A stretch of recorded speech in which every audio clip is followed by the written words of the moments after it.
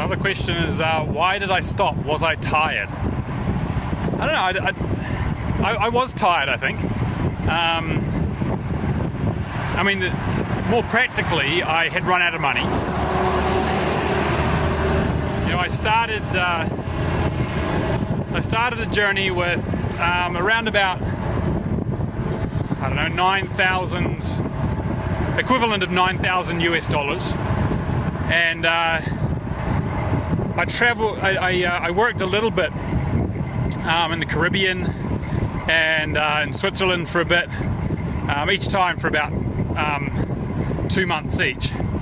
So all in all, probably I spent close to maybe 15,000 US dollars over 2.5 years. And essentially I got to the end of those 2.5 years and I was more or less broke. So it was time to go home. I was also, I guess, kind of burnt out with travel a little bit. If I'd had a little bit of money, maybe I could have relaxed a bit and taken some time off, but no, I think it was just the good timing to be heading back to New Zealand. 2.5 years is a long time to be on the road. Well, probably the most dangerous thing that happened was I was skateboarding along the interstate highway in Texas, I think it was, in the US, and I almost got hit by a house. There was a huge truck transporting a house on the back of the truck, and it missed me. It missed me by about half a meter. It was one of the scariest things. I thought, what if on my burial plate at the cemetery it said, a good man but hit by a house. It wouldn't have been a good way to go.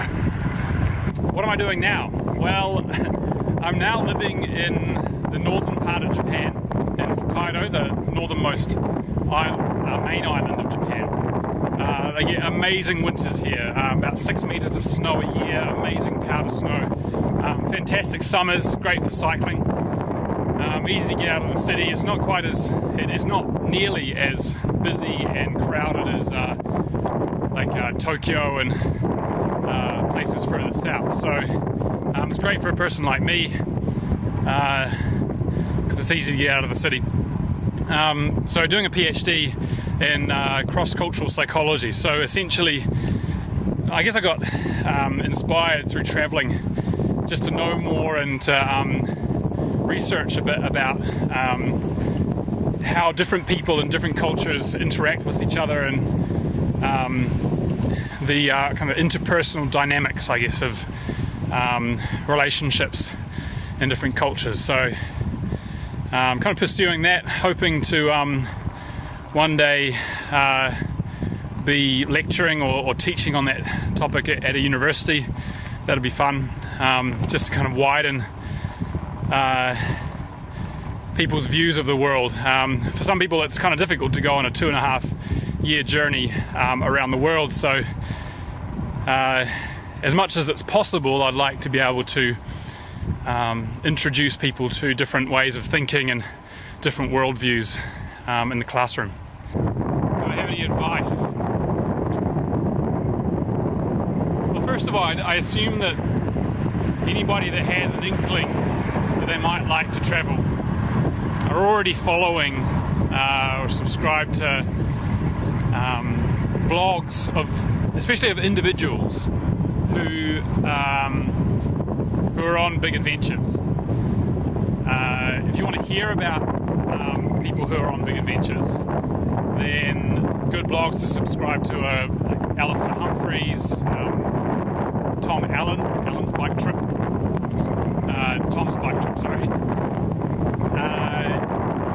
They often showcase other blogs of people who are traveling. So if you're interested in travel, then and like kind of back to basics, simple individual kind of travel, then I would recommend that you subscribe to those blogs, Alistair Humphreys and Tom's bike trip. And that'll give you some inspiration. But often what happens, I think, is that we see these people traveling and we think, oh man, if I could never do that. They're so adventurous. But the reality is that them, just like me,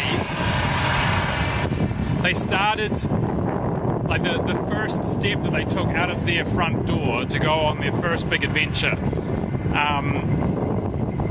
they, as well as I, were just full of fear, like just how is this going to work out? Can I actually do this?